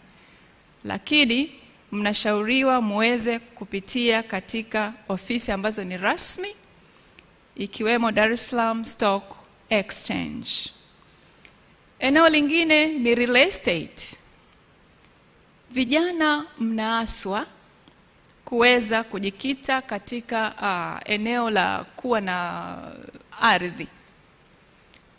Baadhi ya familia zetu hapa wana mashamba makubwa, wana ardhi nzuri. Kwa hiyo tunaweza tukaitumia, tukaidesign ikawa kama ni industrial parks. Wawekezaji wote wanaopita kituo cha uwekezaji Tanzania wanahitaji ardhi ya uwekezaji. Na iwapo mtaamua kuungana au kama family mna eneo kubwa zuri ambalo linafaa kwa uwekezaji, halina changamoto ya aina yoyote, lileteni TIC, mtuambie ya kwamba eneo hili liko hapa tayari kwa ajili ya uwekezaji, nasi tutawasaidia kuwaunganisha na wawekezaji ambao wanahitaji ardhi ya uwekezaji. Mtawauzia hawa wawekezaji na hamwezi kuwapa bure. Na kama mtahitaji kwa ajili ya ubia joint venture, then uwekezaji utaendelezwa katika hilo eneo. Eneo lingine ni kilimo na ufugaji. Nyie ni wabobezi kwenye masuala ya sayansi na teknolojia. Tunawish muweze kutumia elimu yenu kwa ajili ya kutuletea solutions za kutatua changamoto za mazao ambayo yanaoza, yanaharibika huko maeneo ya rural areas. Kwa hiyo hayo ni maeneo ambayo vijana ni baadhi tu mnaweza kuanza nayo. Ndugu washiriki na waalikwa, kwa kuzingatia matokeo chanya ya Ceres Foundation kama ambavyo tumesikia hapo awali, leo ninakubali katika siku hii ya leo kufanya uzinduzi rasmi wa Ceres Foundation, board ya wakurugenzi, pamoja na mradi mmoja wa kijana mzalendo ambaye anaitwa Engineer Datsan. Na mradi wake unaitwa Smart Incubator Project. Ni matumaini yangu kuwa bodi ambayo itazinduliwa itakuwa na jukumu kubwa la kuhakikisha ya kwamba Ceres Foundation inatekeleza majukumu yake kwa mujibu wa sheria, kanuni na katiba ya taasisi, ili kuhakikisha muda wote inakuwa nguzo muhimu katika kuwawezesha vijana wetu kwenye tasnia ya sayansi na teknolojia. Pia mradi wa kijana mzalendo ni moja ya jitihada ambazo zimefanywa na Ceres Foundation kuhakikisha ya kwamba vijana wanajiajiri kupitia ubunifu wao. Smart Incubator ni mfano wa hai kabisa wa miradi ambayo imezinduliwa na kijana mwenzetu, na hili linadhihirisha ya kwamba teknolojia inatatua changamoto katika jamii kwa vitendo. Kwa msaada wa Ceres Foundation, leo hii tutashuhudia uzinduzi wa mashine ya kutotolesha vifaranga vya kuku. You can imagine, mashine hii itatumika mpaka mwisho wa reli. Mwanzo wa treni au mwanzo wa reli mpaka mwisho wa reli. What amazing project, guys. Let's clap for the engineer, Datsan. Therefore, tumetaarifiwa ya kwamba mwaka huu tutazindua tu mradi mmoja. Ni matarajio yangu kama nilivyozungumza awali, board tumeipa assignment pamoja na Ceres Foundation kwamba next meeting tuna wish tuweze kuwa na miradi 10 ambayo itazinduliwa ikiwa na lengo la kutatua changamoto zetu hapa Tanzania, Afrika na hata ulimwenguni kote. Inawezekana au haiwezekani, maengineer? Yes, it is possible. Why not possible? Na hiyo miradi itakuwa inatoka katika nchi nzuri ya Tanzania, na Mwenyezi Mungu atusaidie na kutuongoza katika hilo ili tuweze kufanikiwa. Ndugu mwenyekiti, wageni waalikwa na vijana wetu, uzinduzi wa mkutano huu wa YST Summit 2025 ikawa ni fursa muhimu kwa vijana wa Kitanzania kupata maarifa mapya, kuangaza na kuchangamkia fursa za mashirikiano sambamba na kujifunza kutoka kwa wadau mbalimbali wa sayansi na teknolojia. Ni matarajio yangu kuwa kupitia mkutano huu vijana katika tasnia ya sayansi na teknolojia mtapata hamasa zaidi ya kufanya kazi kwa bidii, ikiwemo kuanzisha na kuendeleza miradi na kuhakikisha mnaibadilisha Tanzania kupitia ubunifu wenu namna ambavyo Mheshimiwa Rais anahimiza kuweza kutumia tasnia ya sayansi na teknolojia katika kuibadilisha nchi yetu au kuipandisha nchi yetu katika anga za kimataifa. Ninapoelekea mwisho, kwa mara nyingine nipende kutoa pongezi za dhati kwa Ceres Foundation kwa kazi kubwa mnayoifanya, hususan ya kukimbilia vijana. Lengo ni kuwainua katika masuala ya biashara na uwekezaji. Endeleeni kuwa chachu ya maendeleo ya vijana wa Tanzania. Na kwa vijana wote mlioko hapa, kwa niaba yangu na kwa niaba ya wengine, itumieni taasisi hii ya Ceres Foundation kwa ajili ya kujiletea maendeleo binafsi na taifa kiujumla. Tukumbuke usemi usemao, ukishikwa shikamana. Mwisho kabisa,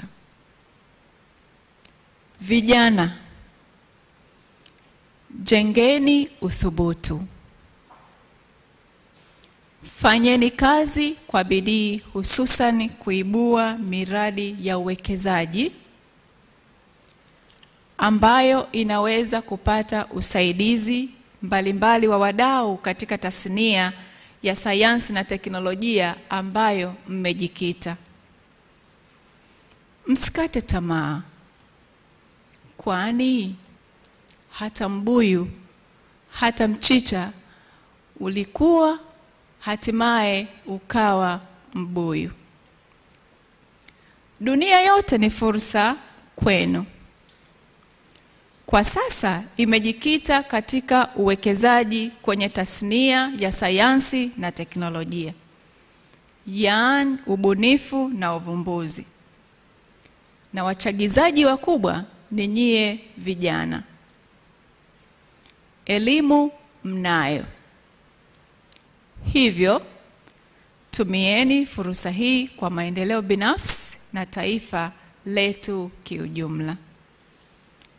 Baada ya kusema hayo, sasa na kujiridhisha yale yote ambayo Ceres Foundation imenichombezea kwamba imeanza kutekeleza, na kwa kupitia bodi mahiri, bodi makini ambayo itazinduliwa leo, nimejiridhisha na kiroho safi kabisa natamka ya kwamba leo niko tayari kuzindua Ceres Foundation, bodi ya wakurugenzi pamoja na mradi wa Smart Incubator, na kwa pamoja nitamke ya kwamba Vitu vyote hivyo vitatu vimezinduliwa leo tarehe 2 mwezi Juni mwaka 2025 mbele yenu. Nina furaha, nina amani kwa sababu ninaamini ya kwamba ninazindua vitu hai, sio mfu, ambavyo ninaamini ya kwamba baada ya mkutano huu utekelezaji utafanyika, na in the near future, in the next summit, tutaenda kupokea matokeo chanya ambayo yametekelezwa na hivi vyombo vyetu ambavyo leo vinazinduliwa. Na kabla sijahitimisha, pia niwaombe ndugu zangu tuweze kuwa mabalozi wazuri kwa mradi huu ambao tunauzindua leo. Mradi huu unagusa kila familia. Mradi huu ukiutizama unaleta punguzo la gharama ambazo wadau wa ufugaji wa kuku wamekuwa waki-incur, can say. Na kwa sababu hiyo basi, kwa vile tumehakikishiwa na CEO wa Ceres Foundation ya kwamba kijana yuko tayari, ana mtaji tayari, alianza kama mchicha lakini leo anaenda kuwa mbuyu. Kwa kweli ndugu zangu, ninawaomba tuweze kuona wivu wa maendeleo. Why him and not why you? So kama mkurugenzi au msajili wa ERB alivyoeleza hapa, tafadhali chonde tutumie hiyo fursa. Business plan, education au skills mtapewa kupitia mkutano huu. Kumbukeni ni gharama kupata hiyo elimu, lakini kama tutaipata hapa leo itakuwa ni fursa kubwa. Tuitumie ili kuhakikisha kwamba tunaibuka na miradi yetu, tuwe tayari kusajili makampuni yetu. Na kama alivyozungumza mkuu wetu pia ya kwamba ukianzisha kampuni yako unakuwa associated to the company which is already dealing in your area of operations. Kupata pia saa nyingine inakuwa ni ngumu, lakini kwa vile fursa imetamkwa hapa mbele ya huu mkutano, tafadhali tuitumie ndugu zangu, vijana wadogo zangu. Na lingine pia kidogo nilikuwa nahitaji kuongezea kwamba tuwe na tabia ya kutunza fedha. Tuwe na tabia ya kutunza fedha. Unapopata fedha, fanya matumizi yako, lakini hakikisha unafanya saving. Kumbuka shughuli zote hizi hazitekelezeki bila kuwa na mifuko ya fedha kama mkurugenzi wetu alivyozungumza. Sasa kama wewe mwenyewe hauna ile spirit ya kuweza kutunza fedha, bado ni changamoto. Bado ni changamoto na hatutasonga mbele. Na kama mmesikia Ceres Foundation wanawaunganisha vijana pamoja na wadau mbalimbali, wengine wakiwa wanatoa fedha. Lakini kama hauna ile spirit ya kuweza kutunza fedha, anaweza akakuunganisha na mdau akakupa fedha ukaiona ni ndogo na isiweze kuleta matunda bora. Kama mnahitaji kuwa wawekezaji wazuri, kama mnahitaji kuwa wafanyabiashara wazuri, swala la kutunza fedha ni la muhimu sana. Mkurugenzi amesema kwamba anatamani awaone mnaanza kuwa matajiri mngali vijana. Tofauti na enzi zile, mtu mpaka unafikia umri mkubwa hata hujui, yani network hata ieleweki kichwani. Lakini nowadays mna bahati sana, na ukiangalia ukumbi waliofika leo pia ni bahati ya mtende. Kwa hiyo tumieni elimu hii mtakayoipata leo kuhakikisha ya kwamba mna move from zero to hero.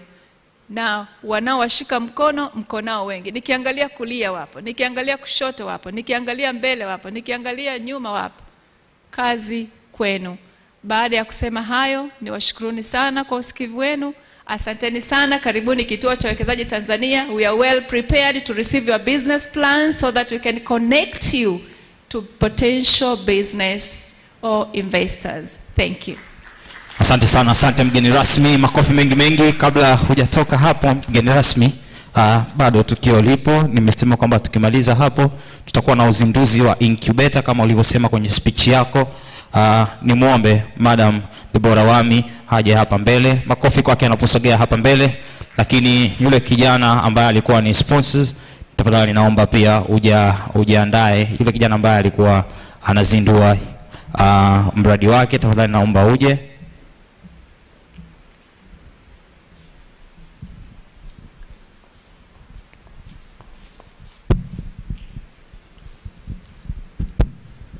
Naomba Registrar Engineer Kavishe pamoja na mwakilishi wa Registrar wa AQRB, naomba tushiriki katika uzinduzi wa incubator.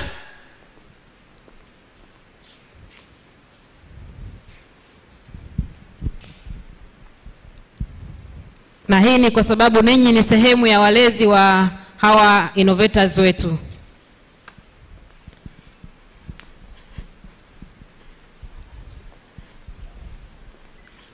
Naomba kwa ufupi innovator uweze kumweleza mgeni rasmi ni nini hii mashine inafanya, na ili uweze kumwelewesha na ajue exactly ni nini anachokizindua na kinafanyaje kazi. Ndio mgeni rasmi, hii mashine yetu, incubator yetu ni kwa ajili ya kutolesha vifaranga, lakini kitu ambacho tumeadvance kwenye hii mashine yetu tumeimplant smart technology. Kwa hiyo inaweza ikawasiliana na simu yako kutumia zile information ambazo ni muhimu kama temperature na joto kwa kutumia application na internet. Kwa hiyo hapa sasa hivi nimewasha internet kule. Kwa hiyo imeshakuwa connected na inanitumia information ambayo hii nimename kase Smart Incubator B, inanitumia humidity and temperature. Yes, ambazo ziko tatu. Naomba tupige makofi. Tunasoma ziko offline ambazo hatujakuja nazo hapa. A ndio iko nje kule ambapo bado hatujaiwasha. Yes. B ndio hii na A. Yes, ambapo ndio ile ipo Mpiji kule. Ambapo sasa hivi nasoma iko offline. Hii ndio ambapo sasa hivi tuko nayo hapo ambapo tumeiwasha kama inavyo send hizo information. Kwa hiyo ina update kila baada muda fulani, inatuma humidity kiasi gani na temperature kiasi gani. Yes. Na labda kwa ufupi, humidity na temperature ni factor ya msingi sana kwenye utotoleshaji wa mayai. Kwa sababu incubator kukiwa na ukavu zaidi, maana yake mayai yatapasuka, hayataweza kuendelea na process ya utotoleshaji. Vile vile kwenye joto likizidi, maana yake mayai pia yataharibika, na likiwa chini vile vile mayai yataharibika, hayataweza kuendelea na process. That's why hizo factor mbili ni za msingi sana kwenye utotoleshaji wa mayai, humidity pamoja na temperature. Asante. Karibu. Sample board tumekuja nao, hii ni ya mayai 176. Tray 6 kasoro mayai 4. Yes. Yeah.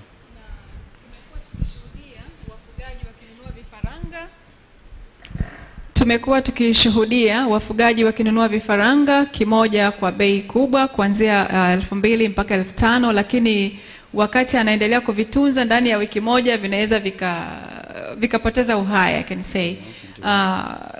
Kwenye hii mashine ambayo labda mfugaji anaamua kununua mwenyewe, kuna wepesi gani namna ambavyo vifaranga vikitotolewa na vikipoteza uhai?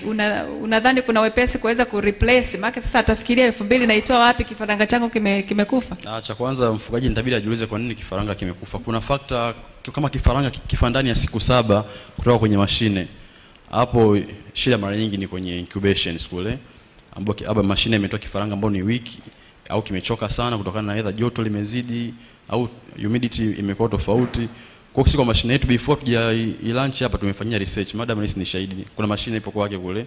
Tulitoa vifaranga na mpaka sasa hivi na almost wote wapo ni wakubwa. Yes. Kwa tulifanyia kwanza research, tukafanyia na modification mpaka tukapata kitu ambacho ni quality. Kwa hiyo hii tuna uhakika nayo. Utakupa kifaranga ambacho ni bora. Kwa hiyo kufa sasa baadaye maana ni wewe na ulezi wako. Itabidi umlee kifaranga vizuri kwa sababu yule hana mama. Mama itabidi ni wewe mfugaji. Umwekee joto ambalo linatakiwa, useti humidity ambayo inatakiwa, umpe glucose na umpe chanjo zote ambazo zinatakiwa. Ni kweli kwamba mashine hii itatumika mwanzo wa reli mpaka mwisho wa reli? Kabisa. Oh, that's good news.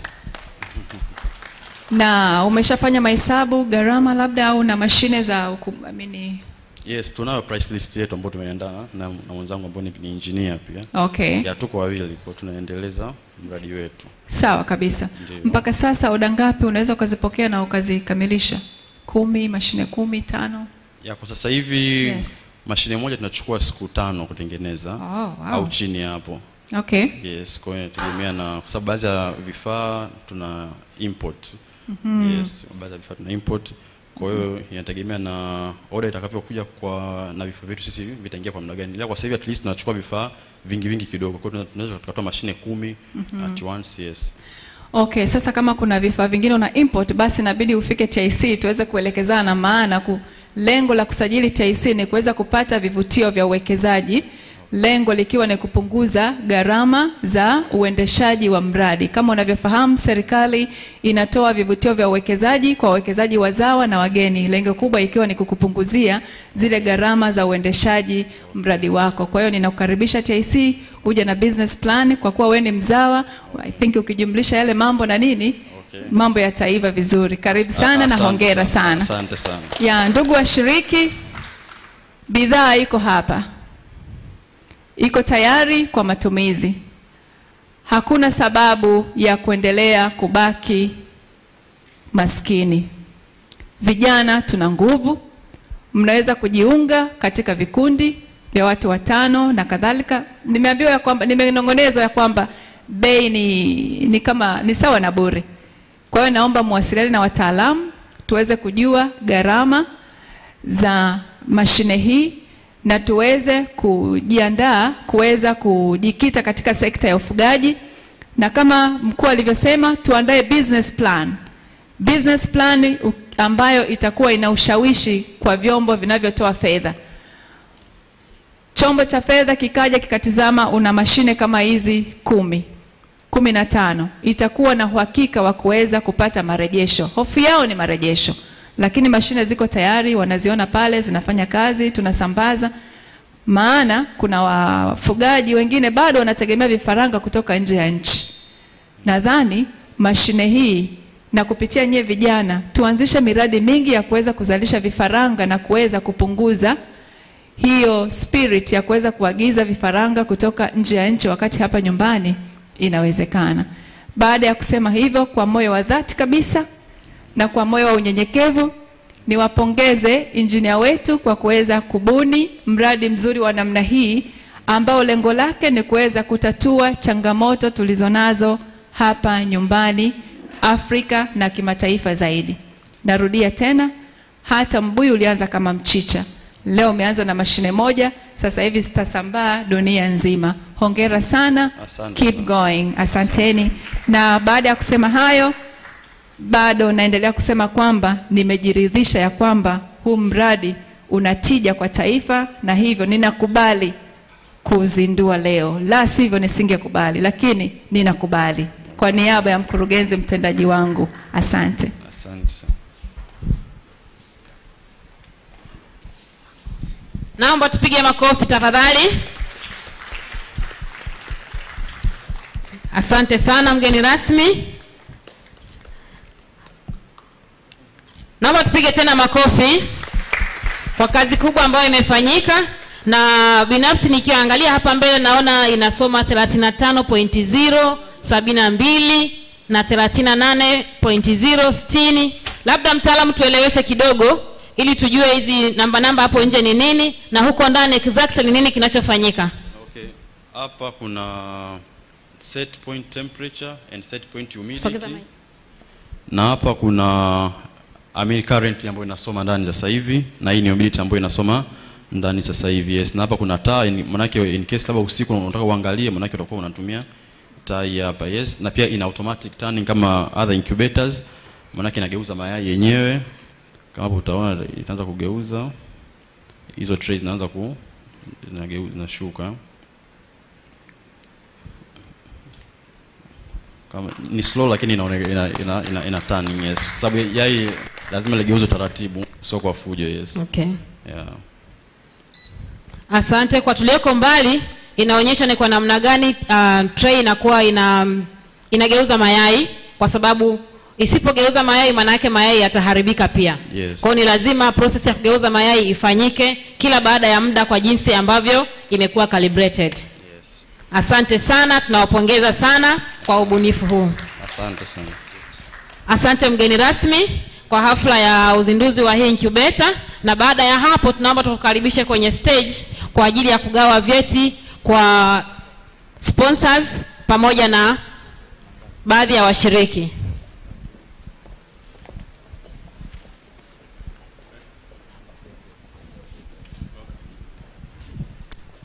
Naomba viongozi wa high table tuweze kujongea mbele kwa ajili ya hafla ya utoaji wa vyeti. Mwakilishi wa AQRB pamoja na ERB registrar, naomba tujumuike kwenye utoaji wa vyeti.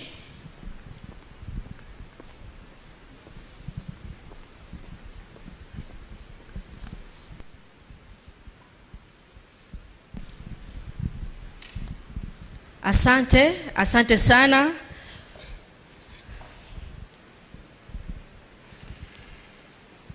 Tunaenda kutoa vyeti vya kushukuru namna ambavyo bodi ya ERB imeweza kutusapoti na AQRB imeweza kutusapoti.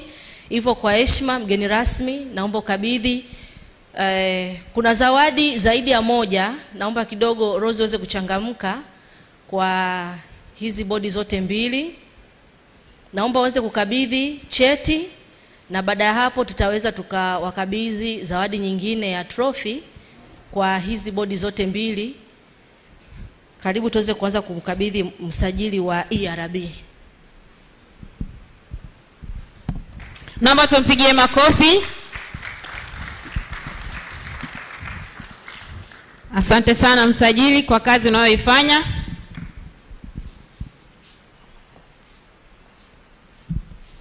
Naomba pia niweze kukabidhi hii trophy kwa ERB. Asante, tumpigie makofi. Hii ni kutambua mchango mzima wa ERB kwenye maendeleo ya vijana na uhandisi. Asante sana. Asante. Tunaomba kuweza kukabidhi cheti cha shukrani kwa AQRB.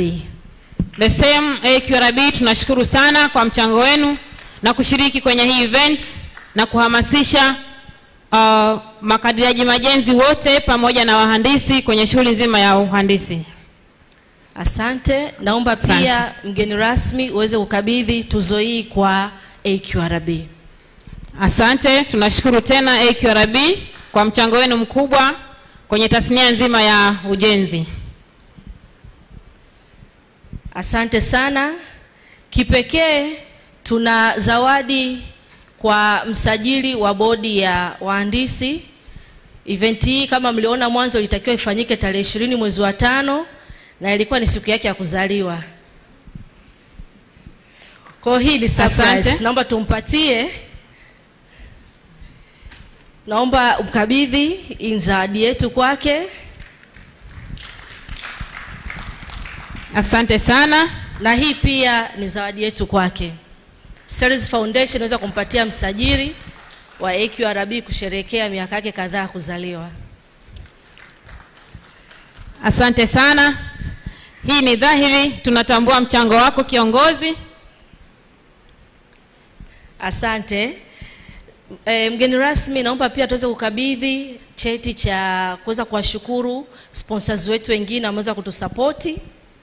Tukianza na mwakilishi kutoka Hilton Law Group. Naomba tukabidhi hii hapa. Naomba tuwapigie tena makofi Hilton Law Group. Asante sana Hilton.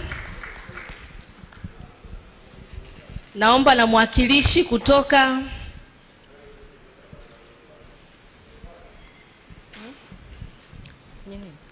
Asante sana. Naomba na mwakilishi kutoka Golden Star Consultants. Karibu sana.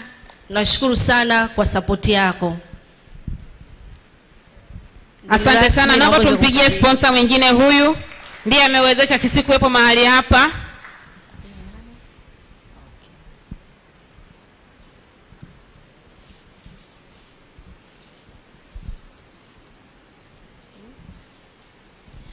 Kipekee mgeni rasmi, tumeandaa zawadi kwa ajili yako pia na kwa niaba ya mkurugenzi ambaye kwa bahati mbaya au nzuri leo litakiwa tuwe naye pamoja, lakini kwa sababu majukumu mengine ya nchi hayuko pamoja nasi. Naomba tuweze kukabidhi zawadi yetu kutoka Ceres Foundation.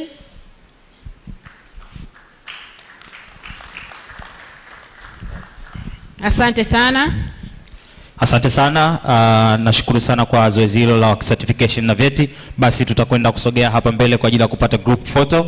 Baada ya hapo tutaingia katika panel ambazo tumeziandaa siku ya leo ili zote kutujenga. Tafadhali naomba wale watu ambao wameandaliwa kusogeza hivi viti hapa, naomba tusogeze hivyo viti na tupate group photo, na zitakuwa zinakwenda kwa makundi ambayo tumeandaa. Kwanza tutaanza kupata photo ambayo itakuwepo kama hivi hapa mbele walivyosimama, lakini wakiongezewa na mmoja wa board members ambao watakuwepo. Baada ya hapo tutawaomba wale sponsors wote ambao wapo hapa waje kutuungana na sisi katika group photo hiyo. Baada ya hapo tutaungana pia na wale innovators wote ambao wapo, lakini pia panelists wote ambao wapo, tujiandae pia katika group photo. Kama kuna makundi nitakuwa nimesahau, basi engineer Upendo atanirekebisha katika hilo. Asante. Asante, karibu. Naomba mwenyekiti wa bodi tafadhali aweze kujumuika kwenye group photo.